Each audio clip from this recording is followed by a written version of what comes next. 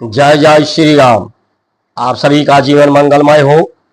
भारत संस्कार मंच YouTube channel, Facebook, Instagram, Twitter, x पर आप सभी महान भावों का वंदन, अभिनंदन एवं स्वागत है।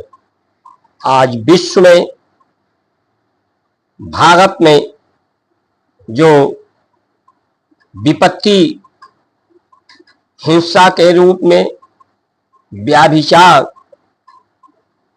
बेरोजगारी, महंगाई या उसे कोई भी आप नाम दे दें, लेकिन विपत्ति ही दिखाई पड़ रही है। इन विपत्तियों से बचा कैसे जाए, लोगों को बचाया कैसे जाए, घर परिवार को, इसी परिप्रेक्ष्य में ये वीडियो है। इस वीडियो को आप सभी महान भाव इन विपत्तियों से उबरना चाहते हैं, औरों को भी उबारना चाहते हैं, तो पूरा देखें। देख करके subscribe, like, share, follow, comment करें। सब्सक्राइब करने में आपका कोई शुल्क, धनराशि नहीं लगेगा। उद्देश्य यही है कि ये अधिक से अधिक लोगों तक जो भारत की ऋषियों की, मनीषियों की धर्म का संदेश अधिक से अधिक लोगों तक पहुंचे। धर्म की रक्षा के लिए लोग तैयार हों, धर्म को समझ सकें, धर्म के उद्देश्य को समझ सकें, ताकि लोग विपत्तियों से उबर सकें। आप सभी लोग पुण्य का कार्य करके परमात्मा की कृपा को प्राप्त करें। अच्छा होता जब से धरती सृष्टि है, पूरे विश्व में सब लोग धर्म की बात करते हैं। सबके जीवन में धर्म है। धर्म पर लोग समय, श्रम, पैसा भी, जनमानस, सरकारों का भी व्यय होता है। तो इस पर वैज्ञानिकों के द्वारा शोध किया गया होता।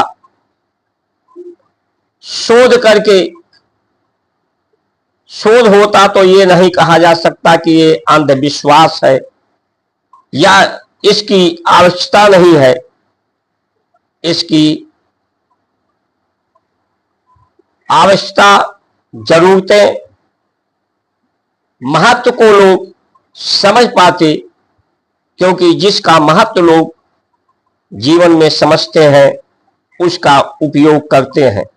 जो महत्वहीन जैसे समझते हैं उस तरफ लोगों का ध्यान आकृष्ट नहीं होता। तो इस पर काम नहीं हुआ। इससे ये समझा जा सकता है, जो यथार्थ भी है, कि पूरे विश्व में, भारत में भी 15% लोग ही संसार के प्राकृतिक संपदाओं का, साधनों का, धन का उपयोग सिर्फ 15% लोग करना चाहते हैं। और धर्म की यथार्थ को लोग न जान पाए, सिर्फ भ्रमित रहें,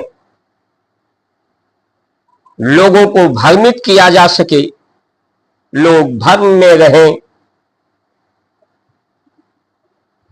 झूठे वादे, झूठे इरादे पर ये पूरा विश्व आज टिका हुआ है।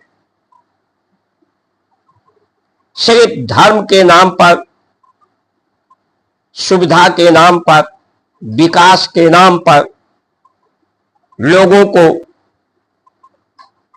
भ्रमित करके, उनको इकट्ठा करके उनसे टैक्स के रूप में धन की वसूली की जाए, जिससे सुविधा, साधन प्राप्त किया जा सके। यही दिख रहा है। नहीं तो लोग दौड़ रहे हैं, भाग रहे हैं। पूछे क्यों भाग रहे हो? लोग भाग रहे हैं, इसलिए भाग रहे हैं कहीं हम पिछड़ न जाएं। क्यों बातें कर रहे हो? सारी बातें लोग बात कर रहे हैं। बातें सारी सारी करते हैं, बहुत सारी करते हैं, लेकिन प्रेम की बातें नहीं करते, प्रेम की गीत की नहीं करते, प्रेम की प्रीत की नहीं करते, शांति की नहीं करते, सौहार्द की नहीं करते, सुनीत की नहीं करते। आखिर ये विश्व युद्ध की जो संभावना बन रही है, या अभी जो युद्ध लड़ रहे हैं लोग, या भ्रष्टाचार कर रहे हैं, महंगाई जिसका कारण है, क्यों ऐसा हो रहा है? क्योंकि लोगों को पता ही नहीं है कि मैं पैदा क्यों हुआ हूं, पैदा होने का उद्देश्य क्या है, किसके द्वारा पैदा हुआ हूं। इसलिए ऐसा लोग कर रहे हैं। विधि और विधान, विधाता, विधाता ही विधान देता है और विधान के अनुसार विधि होती है। विधि तो बदलती रहती है, विधाता का विधान कभी नहीं बदलता। परिवर्तन ही सृष्टि का, जीवन का आधार है। अगर सब प्रलय हो जाए तो क्या होगा? ये धरती पानी में बदल जाएगी, पानी अग्नि में बदल जाएगा, अग्नि वायु में बदल जाएगी, वायु आकाश में बदल जाएगा, आकाश ध्वनि में बदल जाएगा, और ध्वनि आकाश का जो तन्मात्रा है वो प्रकाश में बदल जाएगा। यानी सिर्फ ब्रह्मांड बचेगा। ब्रह्मांड में सिर्फ ऊष्मा है, वहां जीवन नहीं है, वहां शरीर नहीं है, वनस्पति नहीं है। पुनः फिर वही ऊपर से नीचे वही प्रक्रियाएं परिवर्तन की होती है। शांति कहां है, जीवन कहां है? धरती पर है। क्योंकि धरती शांति रहती है। वही ब्रह्मांड जब अपने से दूर हो जाता है तो वही शांति अवस्था में बदल जाता है। तो ये विधान हमारे ऋषियों ने जो दिया वो धरती के अनुकूल दिया। जिस तरह से धरती की गति धीरे धीरे, धरती पर जब प्रकाश हो तो गति, अंधेरा हो तो विश्राम। जब धरती के पर विधान के अनुसार विधि नहीं होता, ये परिवर्तन रोज हो रहा है। यही धरती तत्व बीज तत्व में, फिर जल तत्व में, वाष्प तत्व में, वायु तत्व में, अग्नि तत्व में, आकाश तत्व में होकर रोज ब्रह्मांड में जाती है। लेकिन ये घटनाएं, प्रक्रिया शनैः शनैः होता है, इस पर लोगों का ध्यान नहीं होता। धरती शनैः शनैः धीरे धीरे गति करती है। ये परिवर्तन धीरे धीरे होता है, जिससे जीवन चलता रहता है, सृष्टि है। उसी तरह से मनुष्य के शरीर में परिवर्तन शनैः शनैः धीरे धीरे होता है। बच्चा पैदा होता है तो शीश की तरफ बढ़ते हैं धीरे धीरे, उसका आय आवश्यकताएं होती हैं। प्राण को जिस तरह से ज्यादा प्राण शक्ति उसमें बढ़ती जाती है, बढ़ता जाता है, शीर्ष पर पहुंचकर फिर अवनति बुढ़ापे के तरफ परिवर्तित हो जाता है। बुढ़ापे के बाद वो फिर मिट्टी में मिलता है, शरीर की क्षमताएं समाप्त होती हैं। तो आज ये परिवर्तन विकास के कारण बहुत तेजी के साथ हो रहा है। ये शनै शनै धीरे धीरे धैर्य लोगों का खोता जा रहा है। इसलिए ये परिवर्तन इतिहास संस्कार जो हमारा है, युग का परिवर्तन सदैव हुआ है। ये युग का परिवर्तन ही कहा जा सकता। अब किसी का किसी पर कोई जोर नहीं है। इस अगर देखा जाए तो भारत ही पूरे विश्व में इसी की संस्कार संस्कृति एक समय में थी। इतना पुराना संस्कार संस्कृति क्यों सिकुड़ गया, और जो सभ्यता